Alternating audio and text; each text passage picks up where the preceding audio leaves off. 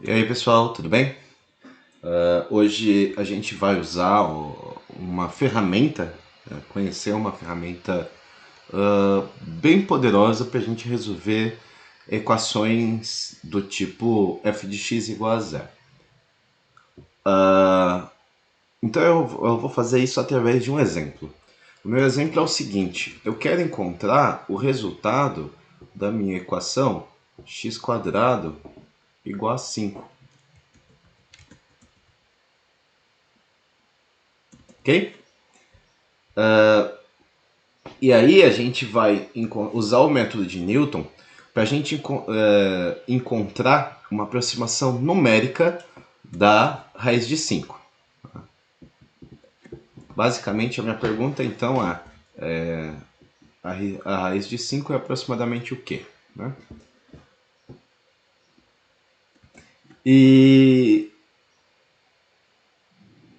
qualquer equação que a gente conhecer, a gente pode solucionar dessa maneira, ok? Então, para a gente poder usar o nosso método de Newton, eu vou fazer o seguinte. Eu vou definir uma função f de x como sendo igual a x² menos 5. Ok? Para encontrar o valor de x, então a gente precisa fazer essa condição, para a gente encontrar esse valor aqui, a gente precisa fazer com que a nossa f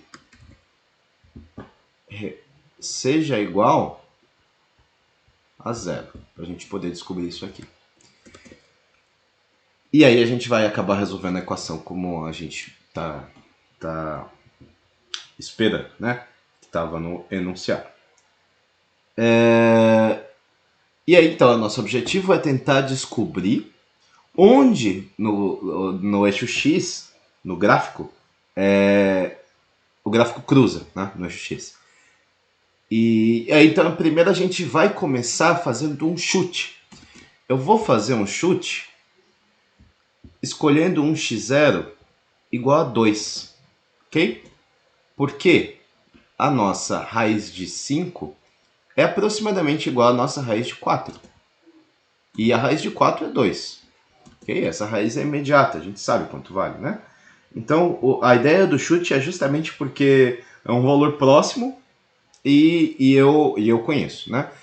Isso não é um chute muito bom, porque se a gente for olhar o nosso f de 2, vai ser igual a menos 1. Ok? E a gente está olhando a condição para f de x igual a zero. Então a gente vai tentar fazer um incremento no nosso chute. Então a gente vai fazer o seguinte: a gente vai encontrar uma função linear e olhar para os pontos em que a reta tangente gerada por essa função, ela cruza o ponto x, tá? O ponto da função nesse nosso chute no eixo x. Então, basicamente, a gente vai ter o seguinte: a gente tem uma função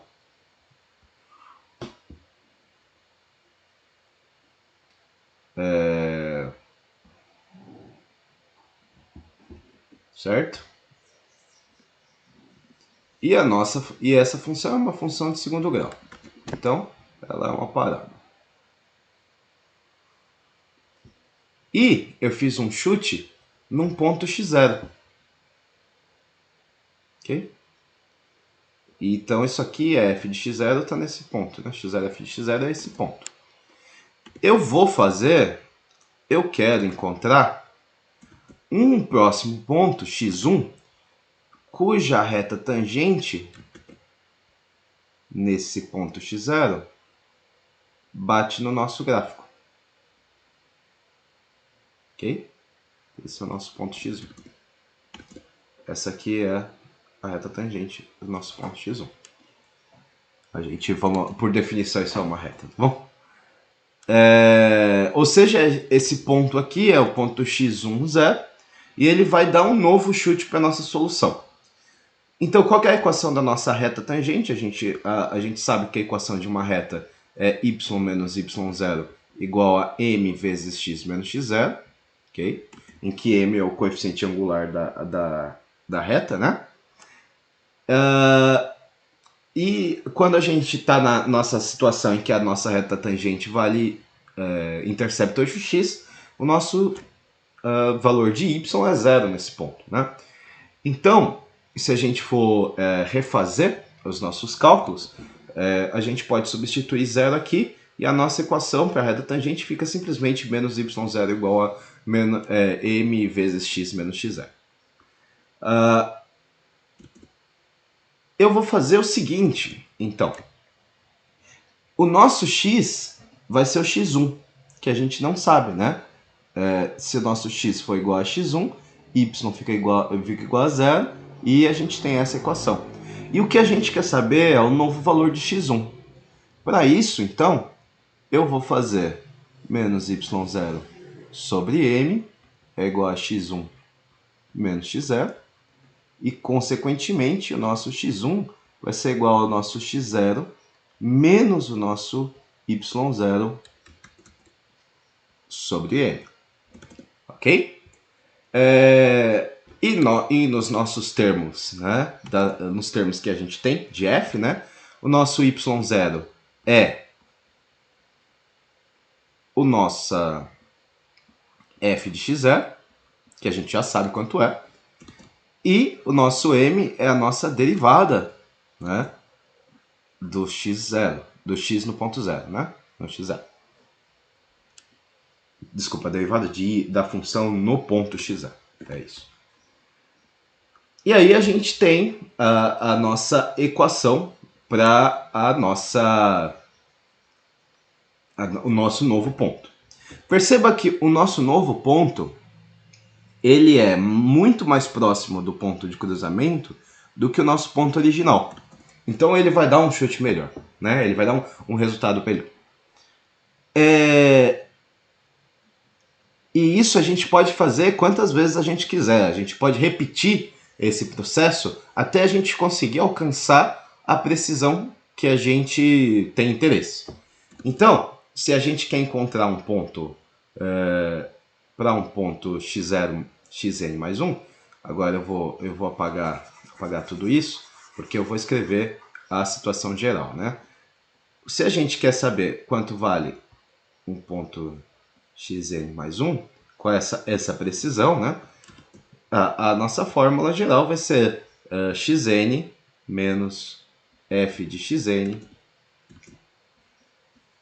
sobre f' de xn. Ok? Então a gente vai voltar ao nosso exemplo para ver como é que fica isso aí. No nosso caso, o nosso x0 ele vale 2, certo? O nosso f de x vale x quadrado menos 5.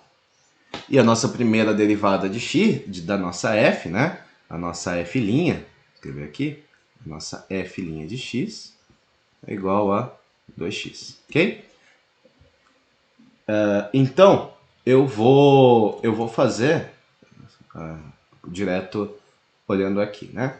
O nosso x1, ok? x1 é igual a x0 menos o nosso f de xn, que é x quadrado menos 5, x0 quadrado, né? Menos 5. Isso dividido por 2x0, ok? Isso aqui é a mesma coisa que x0 menos x0 sobre 2, ok? Mais 5 sobre 2x0, ok? Esse é nosso ponto. Isso aqui vai dar, então, dá x0 sobre 2, né? Então, x0 sobre 2 menos 5 sobre 2x0. Tá bom? E aqui, a nossa ideia para a gente poder melhorar o nosso processo é justamente poder melhorar infinitamente o os nossos chutes, né? Então, se esse daqui é o nosso novo chute,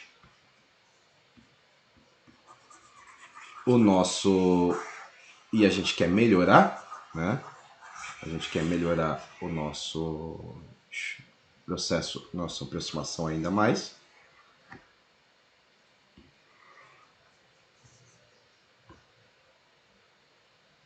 Eu posso fazer o seguinte.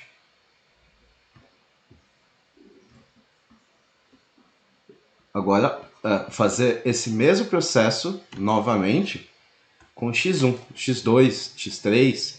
Então, se eu quero um melhor, eu vou ter agora que o nosso x2 vai ser x1 sobre 2 menos 5 sobre 2x1. Nosso x3 vai ser x2 sobre 2 menos 5 sobre 2x3. Não, x2, né? E assim a gente vai fazer várias vezes até a gente poder ter a nossa aproximação que a gente quer, né? Nosso grau de precisão que a gente quer. Vamos ver o nosso x1, ok? No nosso x1 a gente vai ter 1 meio vezes 2, né? Menos 5 sobre 2 vezes 2. Ok? Isso dá 1 menos 5 quartos, ok? E isso dá 9 quartos. Esse é o nosso x1. O nosso x2 vai ser 1 meio vezes 9 quartos, menos 5 sobre 2 vezes 9 quartos. Isso vai dar 9 oitavos, menos 5 sobre... Não, desculpa. 10 sobre 18. Ok? Não, desculpa. 10 sobre 9. Cortou aqui. 10 sobre 9. Isso dá 161 sobre 74. 72. O nosso x3, 1 sobre 2 vezes 161 sobre 72, menos 5 vezes 2 vezes 161 sobre 72.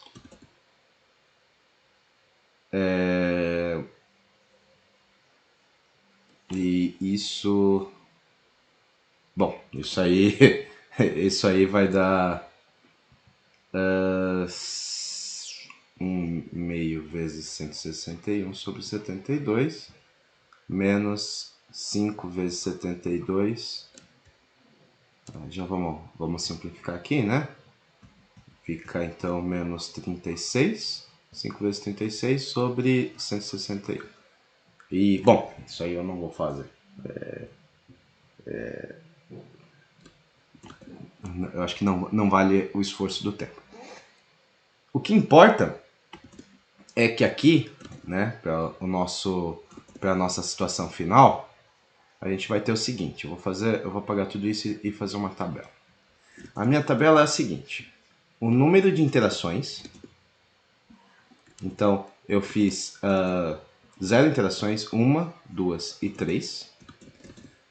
O valor do x nessa interação, ok?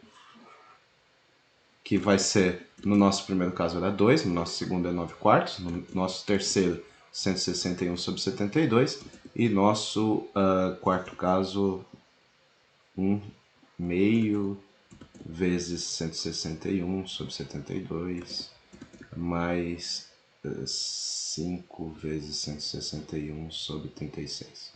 Ok?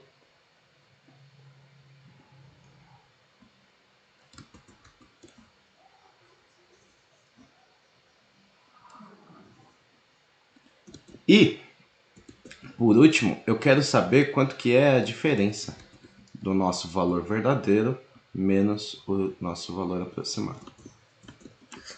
Se a gente for fazer a diferença,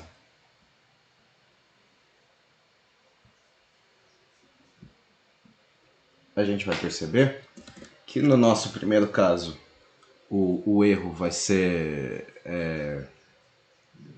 da ordem de...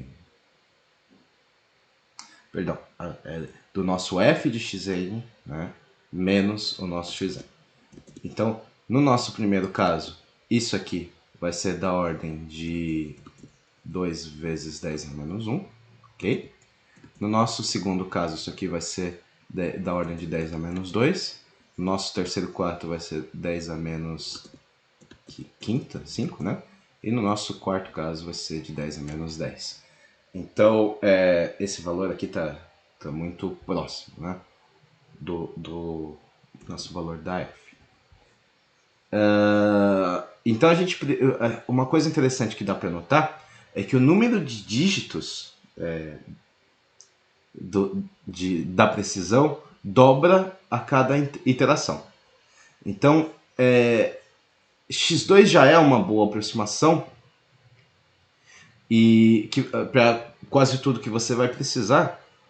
E o x3 ele vai ter a ordem de precisão de uma calculadora, né? Na terceira iteração.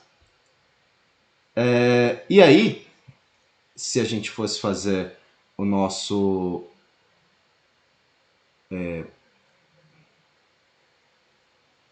erro, né? Esse nosso erro é justamente o módulo disso. A gente pode verificar, né, que o erro, okay? Isso aqui é o erro da aproximação da ordem n, ok?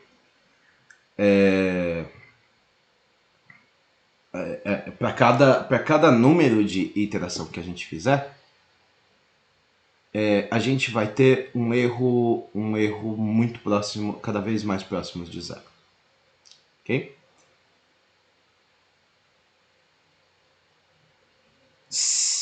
Como a gente sabe que se a gente tivesse, a gente pode ter o nosso erro, ele sempre vai dobrar a cada algo próximo da nossa iteração.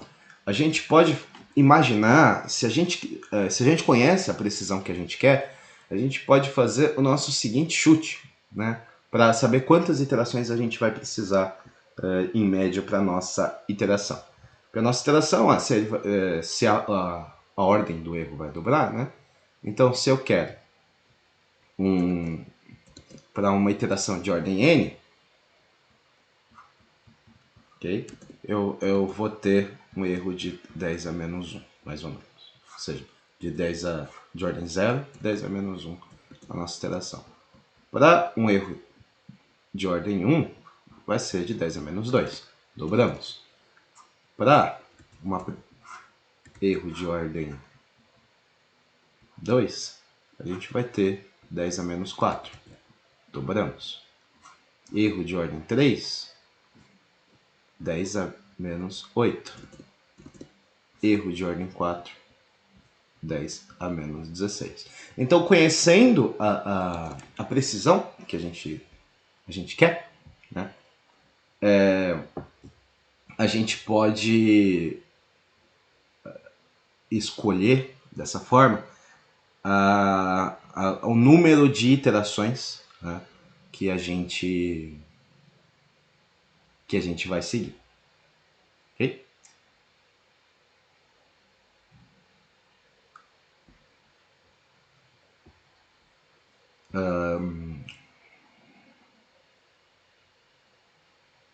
Aí vem a gente pode imaginar que a gente, na maioria das vezes a gente vai poder, como eu disse que funciona para qualquer função, ele vai funcionar todas as vezes, né? A questão não é essa. Ele funciona para qualquer função, mas a gente precisa levar em consideração algumas coisas que podem dar errado no processo de calcular essas aproximações. Então, quando que esse método não vai funcionar? Okay? O método de Newton ele funciona muito bem para funções cujo o módulo da primeira derivada, da função no ponto, não é muito pequeno. Ok?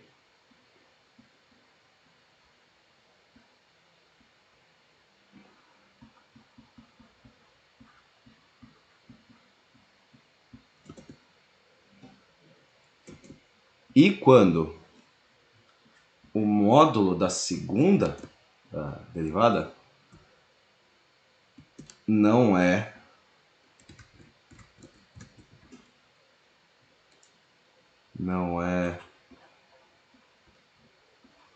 muito grande.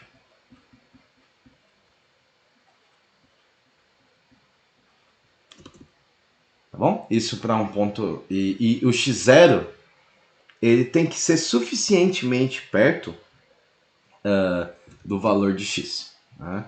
O nosso x0 tem que ser relativamente perto do valor de x. Tá? Então, por que isso acontece? Né? Se a nossa segunda derivada for muito grande, o gráfico vai ter uma inclinação, uma curva muito aguda, né? E nesse caso, a reta tangente é uma aproximação complicada. Tá? As curvas são justamente porque as curvas são agudas demais. Tá? Para aproximar um x1, o x1 pode acabar não ficando muito próximo da solução se a reta for se a curva for aguda demais, né? Se a reta for muito inclinada. E existe uma série de coisas que podem dar errado se o nosso x0 for muito longe, estiver muito longe de x1, tá? Se o nosso erro, tá? Então vamos fazer algumas condições.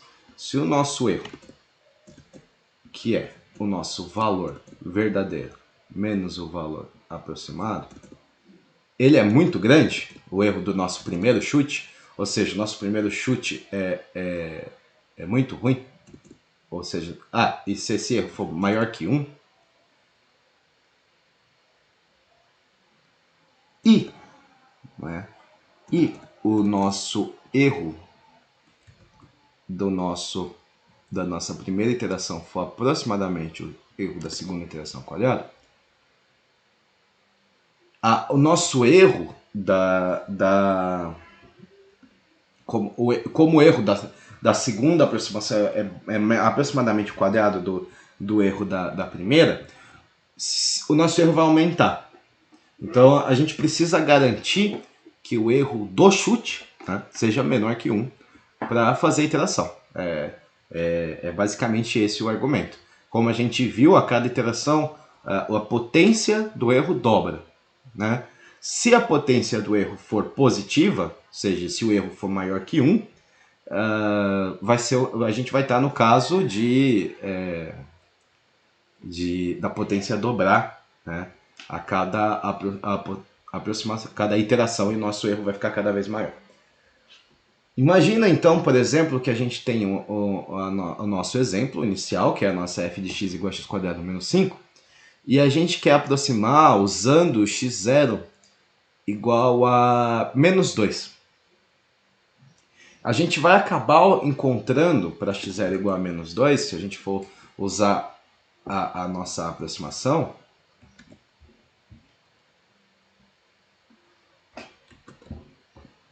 a gente vai encontrar um valor que converge. Ok, ele converge, isso é bom, mas não é suficiente. Ele converge para menos a raiz de 5, porque lembrando que a nossa equação tem duas raízes. Então ele vai convergir para esse valor. Então a gente começa com um x0 que está aqui, e ele vai dar um valor muito próximo daqui, que é ainda mais distante do que o valor que a gente quer. Então, isso já é um problema se a gente tiver um chute ruim. Nesse mesmo exemplo, se a gente escolhe x0 igual a 0, se a gente escolhe aqui, a nossa derivada vai ser 0. O problema da nossa derivada ser 0 é que o nosso x1 depende da nossa derivada no ponto, no denominador. E isso aqui não é definido para a derivada sendo zero. Então já não dá para seguir se a gente usasse esse valor. E finalmente, né, existe a chance do método de Newton ficar num ciclo, né, ida e volta, em que a iteração, o nosso chute vai ser a nossa iteração de ordem,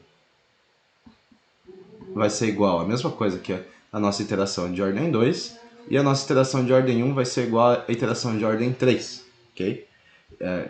Por exemplo, se a gente tiver uma função assim,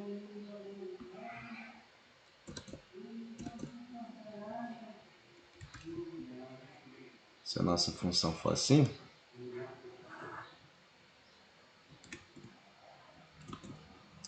e se o nosso chute, a gente faz um chute aqui, e a gente vai lá e testa a nossa reta tangente. Tá. Vai lá. Opa. Pera.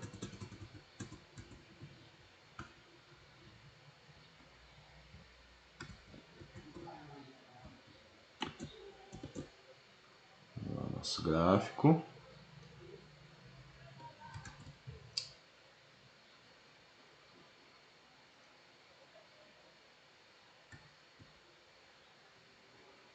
Ok? E aí a gente faz o nosso chute aqui.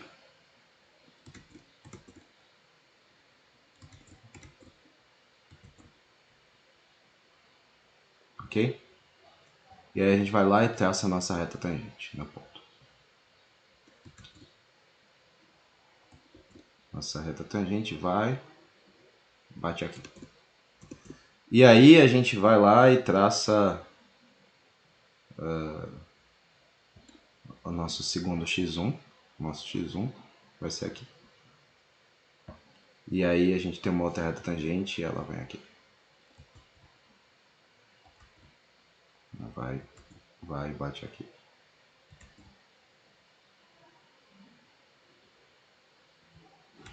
A gente precisaria ter uma inclinação um pouco maior para isso acontecer.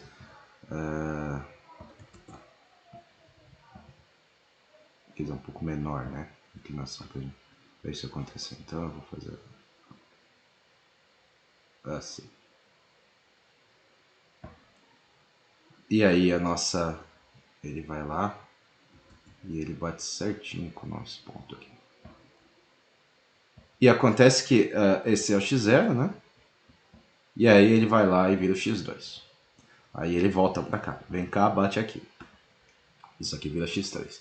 E aí ele fica eternamente nesse ciclo, né? Bom, a moral de história para o método de Newton, então, é que ele é uma boa maneira da gente aproximar as funções, mas se a gente aplicar ele com alguma inteligência, né? Primeiro a gente tem que ter algum feedback da função, a gente tem que ter alguma ideia de como a função se comporta para conseguir descobrir justamente o melhor chute que a gente pode ter, né? Para poder minimizar o erro, né?